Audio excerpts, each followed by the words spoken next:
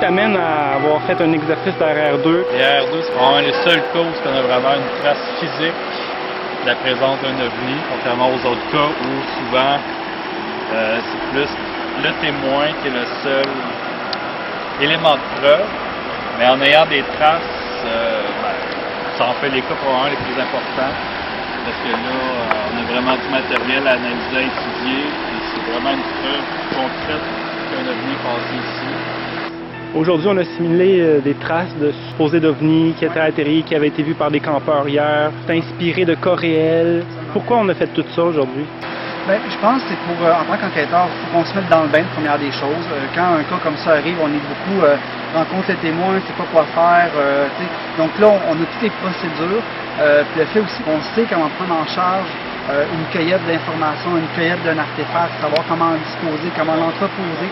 On ne sait pas avec quoi qu'on joue, hein, ça peut être radioactif, donc il faut qu'on soit aussi sécuritaire dans nos travaux. On fait beaucoup de simulations, mais à un moment donné, on va avoir des cas, et il y en a encore des cas qui tombent, puis on sache comment travailler d'une façon professionnelle et très précise.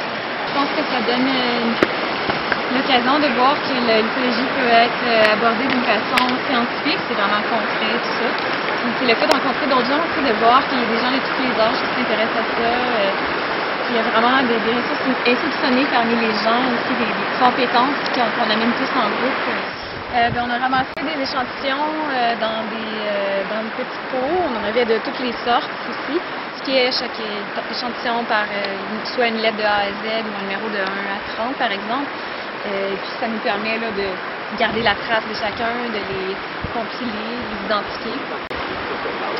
Alors ça, c'était notre site, dans le fond, où il y avait eu un atterrissage d'objets volants non identifiés. C'est le site qu'on devait étudier, puis on a utilisé cette feuille à cercle concentrique pour pouvoir bien illustrer là, tout ce qui avait été laissé comme trace au sol, finalement.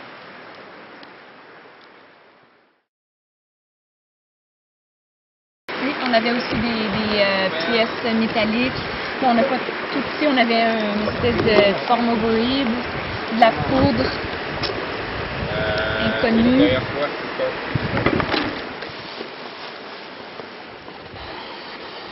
J'ai pas de couvert. Ah, c'est vrai, j'en ai.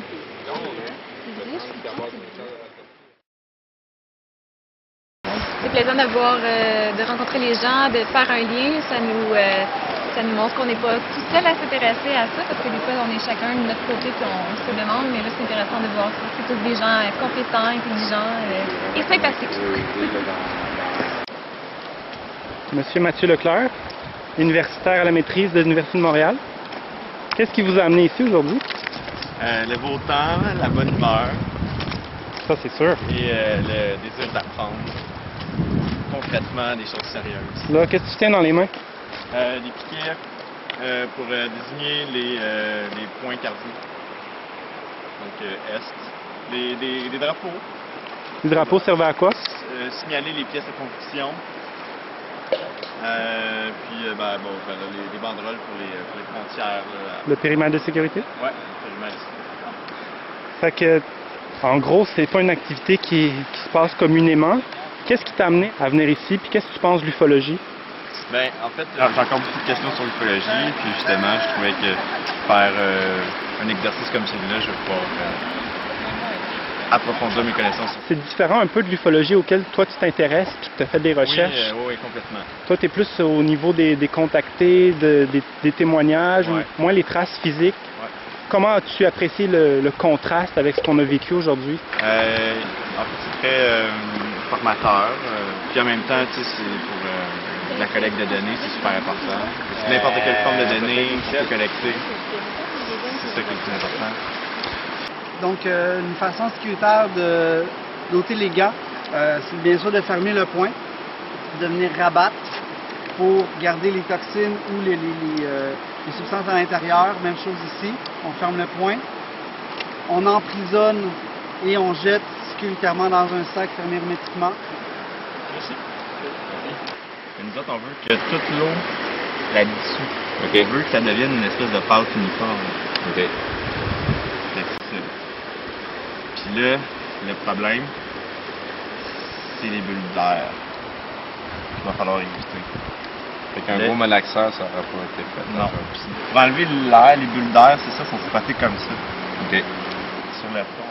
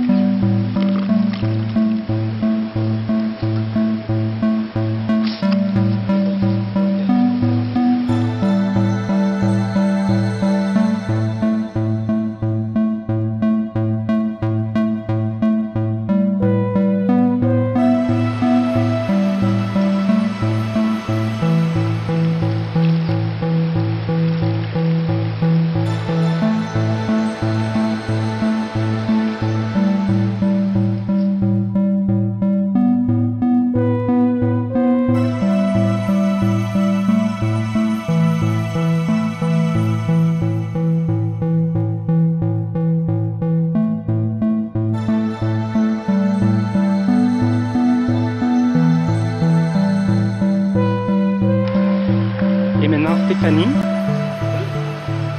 comment as-tu apprécié ta journée?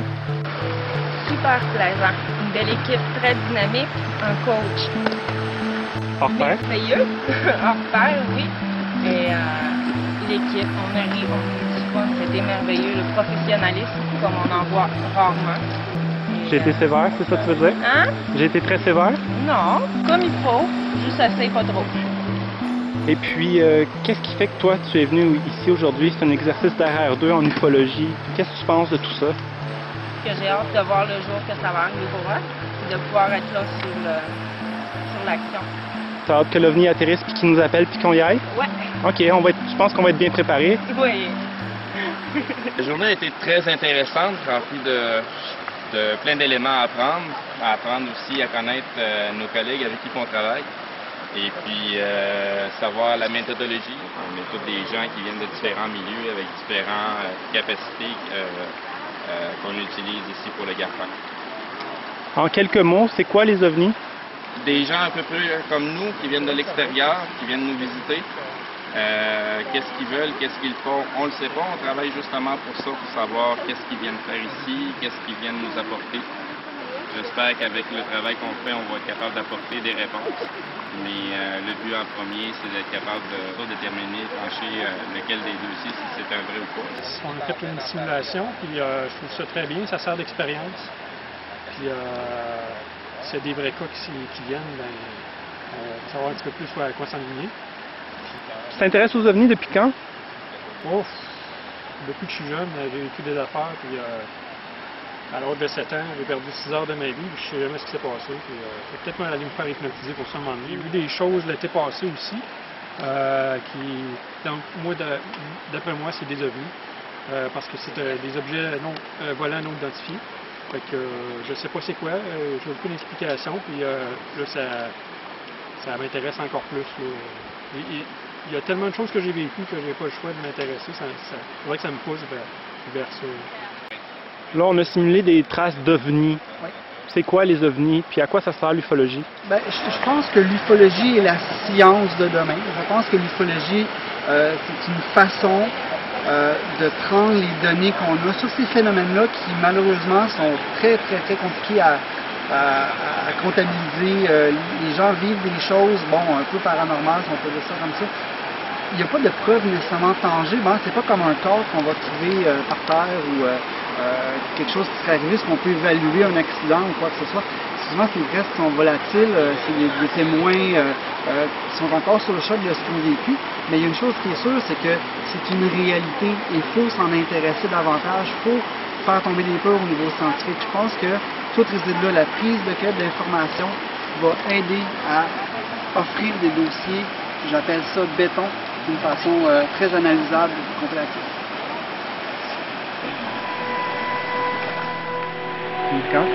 Et on tourne. Bon, écoute, t'as même pas besoin de me poser des questions parce que vous avez déjà tout vu. Je suis entouré de tellement de bonne équipe. Vous avez des qualités différentes les unes des autres. Vous m'avez beaucoup surpris.